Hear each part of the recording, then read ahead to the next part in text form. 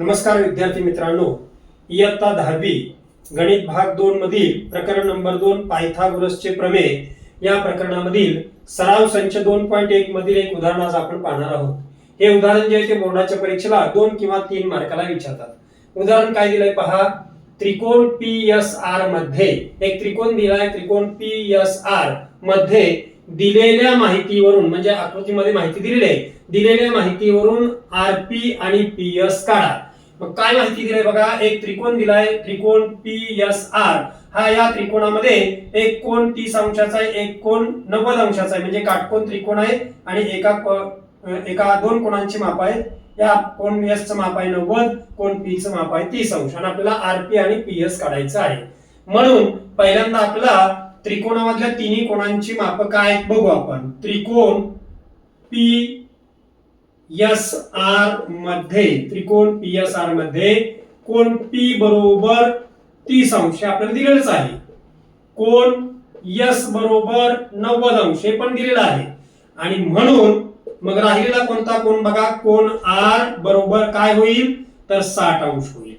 अशा प्रकारे आपल्याला एका कोणाचं माप 30 आहे, दुसऱ्या कोणाचं माप 90 आहे, 90 आणि 30 120, त्रिकोणाच्या तिन्ही कोणांच्या मापांची बेरीज 180 अंश असते।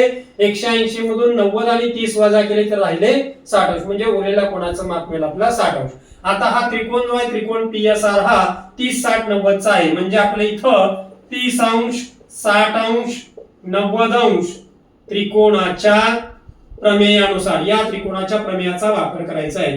त्रिकोणाच्या प्रमेयानुसार 30 अंश 60 अंश 90 अंश त्रिकोणाच्या प्रमेयानुसार आपल्याला 30 अंश कोणासमोरील बाजू, कुठल्या कोणासमोरील बाजू 30 अंश कोणासमोरील, म्हणजे लिहायचं आपल्याला 30 अंश कोणासमोरील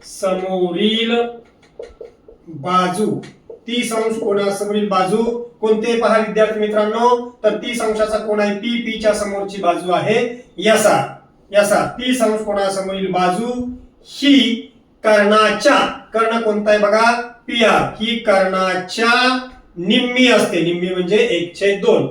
30 अंश कोणासमोरील बाजू SR ही कर्णाच्या निम्मी असते, हे आपल्याला माहित असणं आवश्यक आहे। आता याच्यात किमती ठेवू आपण। SR ची किंमत दिली आपल्याला 6, म्हणून 6 बरोबर उजवीकडचं 1/2 गुणिले PR आहे तसंच। आता 1/2 गुणिले इकडे आले की गुणिलेचं भागिले होईल, म्हणजे छेदस्थानचं 2 आहे ते अंशस्थानी जाईल, म्हणून 6 आहे तसंच, भागिले 2 इकडे आलं की गुणिले होईल, गुणिले 2 आणि 1 भागिले 1 मांडायची गरज नाही, बरोबर PR।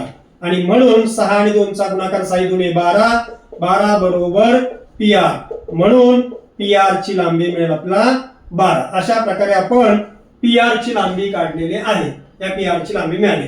आता आपल्याला PS ची लांबी काढायची आहे, मग ती PS जी बाजू आहे ती 60 अंश कोणासमोरील बाजू, म्हणजे लिहायचं आपल्याला 60 अंश कोणासमोरील बाजू, 60 अंश कोणासमोरील बाजू कोणते पहा विद्यार्थी मित्रांनो, बघा कोण 60 अंशाचा आहे R, त्याच्या समोरची बाजू आहे PS, म्हणून PS 60 अंश कोणासमोरील बाजू आहे PS ही कर्णाच्या, कर्ण आहे PR, कर्णाच्या वर्गमुळात 3/2 पट असते, म्हणजे वर्गमुळात 3/2 ने कर्णाला गुणायचं आहे।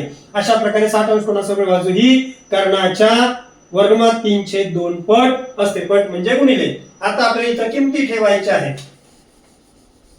त्याच्यात बघा आपल्याला कुणाची किंमत आहे माहित आहे विद्यार्थी मित्रांनो, पहा तर PR ची किंमत माहित आहे, म्हणून PS आहे तसंच बरोबर वर्गमुळात 3/2 आहे तसंच गुणिले PR ची किंमत आपण काढले 12, म्हणून PS बरोबर इथं 2 छेदस्थाने 12 अंशस्थाने 2 ने 12 ला भाग जाईल, 2 1 2 2 सख्ख 12 आणि मग 6 आणि वर्गमुळात 3 यांचा गुणाकार करायचा आहे। 6 वर्गमुळाच्या बाहेर आहे, वर्गमुळाच्या बाहेर इथं 1 आहे, 6 आणि 1 चा गुणाकार 6 वर्गमुळात 3 आहे तसंच राहील।